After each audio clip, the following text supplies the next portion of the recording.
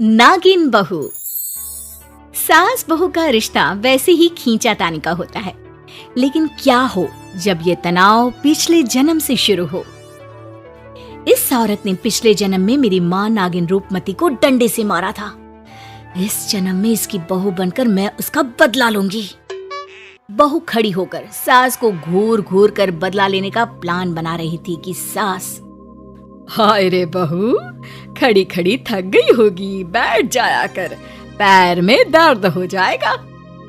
माँ जी, बड़ों के सामने बैठना मेरे संस्कारों में नहीं है। अरे बहू, कैसी बात कर रही है, बेटी है तू हमारी, बैठ जा। आ बहू बैठ जाती है। सास उसे चाय देती है। ये ले, मेरे हाथ की स्पेशल चाय। किस्मत हो तो भाभी जैसी, जो बैठे बैठे चाय मिल रही है, वो भी सास के हाथ की। हाँ हाँ, तुझे क्यों जलन हो रही है? अरे खुद तो चली जाएगी ससुराल। मेरा बुढ़ापा तो मेरी बहू के साथ ही है ना। बहू सास की बात सुनकर थोड़ा मुस्कुराती है, लेकिन अगले ही पल मन में सोचती है, नहीं नहीं नैना, तुझे बदलना नहीं है, ये सब इस औरत की चाल है, मुझे इससे बदला लेना है। बहू अब शाम को सास के साथ पार्क में जाती है। वो टहल रही होती है कि उसकी एक सहेली मिल जाती है। अरे वाह, क्या बात है, सास बहू घूम रही हैं। लेकिन जरा बचकर, वो क्या है ना, एक जानलेवा बीमारी फैली हुई है ना। हाँ हाँ, जानते हैं, तभी तो पूरी सतर्कता के साथ घूम रहे हैं। चलो घर भी जाना है, खाना बनाना है। अरे तो बहू को क्यों उठा कर ले आई? मैं तो कहती नहीं कभी के साथ चल, घर जाकर खाना भी तो बनाना होता है।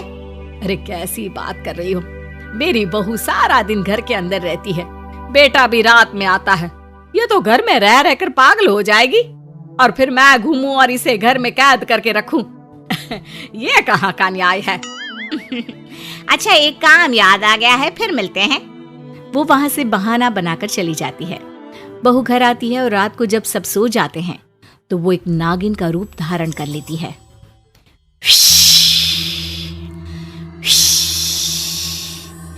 जाने कहाँ चली गई बुढ़िया, आज तो मैं इसका काम तमाम करके ही सांस लूंगी। मेरी माँ के साथ जो इसने किया, वही मैं इसके साथ करूंगी।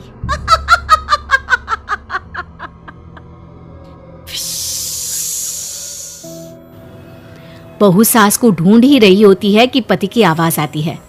नैना, पानी लेने गई हो तो मेरे लिए आइसक्रीम ले आना फ्रीजर से, बहुत मन कर रहा है खाने का, और जरा जल्दी आना।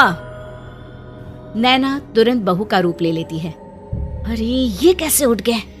ये तो गहरी नींद में सो रहे थे, और इतनी रात में आइसक्रीम। मतलब अभी 1 घंटा और नहीं सोएंगे, तब तक तो मुझे ही नींद आ जाएगी। अरे कहाँ हो यार? अरे ये फिस फिस सी आवाज क्या आ रही है? देखो तो कोई चूहा है क्या? बहू खुद की तुलना चूहे से सुनकर गुस्सा हो जाती है। वो आइसक्रीम लेकर कमरे में आती है। क्या कहा? फुस फुस चूहा करता है? वो चीची चीची करता है, समझे? और फिस फिस करती है नागिन, इच्छाधारी नागिन। अरे यार, क्यों डरा रही हो?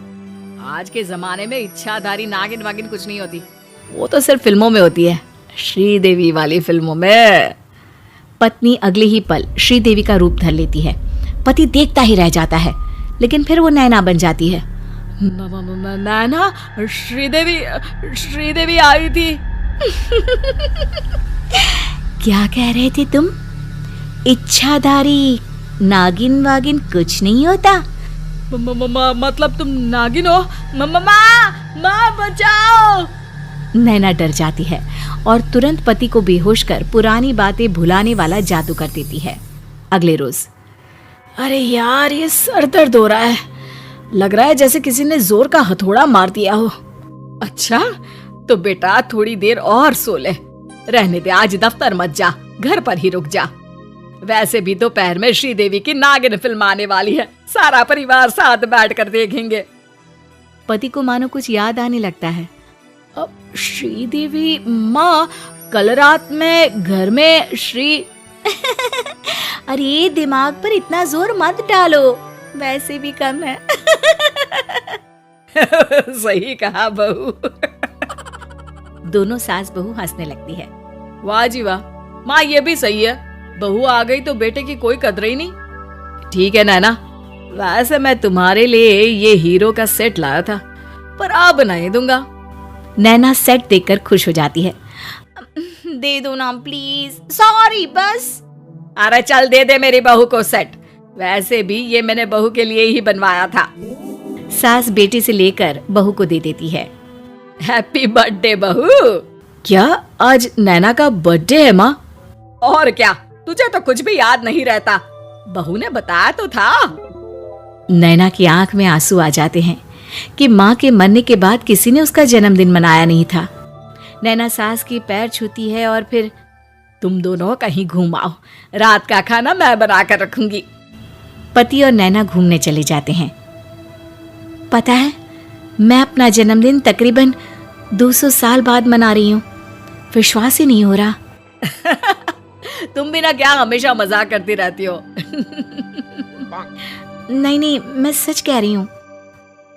खैर, बात आई गई हो जाती है। दोनों पार्क में घूम रहे होते हैं कि पति अचानक नैना को धक्का दे देता है और नैना गिर जाती है। क्या कर रहे हो? क्या हो गया तुमको, गिर जाती तो? पति अचानक नैना को गले लगा लेता है और फिर रोने लगता है। पति का ये बदला हुआ रूप देखकर नैना पूछती है, क्या हो गया है, बोलोगे कुछ? मैं ठीक हूँ, रो मत। पति की आंख लाल हो जाती है। वो नैना को दिखाता है कि उसके पैर के पास से होता हुआ एक सांप निकल जाता है। बाप रे, ये काट लेता तो मैं मर ही जाती।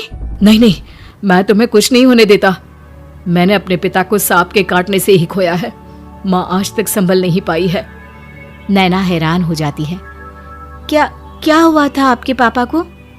मेरे जन्म के सिर्फ 2 महीने बाद ही मम्मी के सामने एक सांप ने पापा को जकड़ लिया था। माँ ने उस सांप से कई निवेदन किए लेकिन वो नहीं मानी। शहर के सबसे बड़े सपेरे ने भी उस सांपिन से बात की लेकिन उसे जरा भी तरस नहीं आया। सिर्फ मजे लेने के लिए उसने मेरे पिता को मार डाला। ये बात नैना की माँ की हो रही थी। फिर तो तुम लोगों ने उस सांप को मार दिया होगा ना? नहीं, हमने नहीं, उस सपेरे ने। माँ ने तो बहुत मना किया कि जंतु है ना, उसमें भी जीव है, और वैसे भी हमारे संस्कार में सांप को मारना ठीक नहीं माना जाता। नैना को अपनी गलती का एहसास होता है। वो रोने लगती है। अरे क्या हो गया पगली, बचा लिया है मैंने तुम्हें, कुछ नहीं होने दूंगा। सही कहा, मुझे बचा लिया तुमने इतने अच्छे परिवार को खोने से।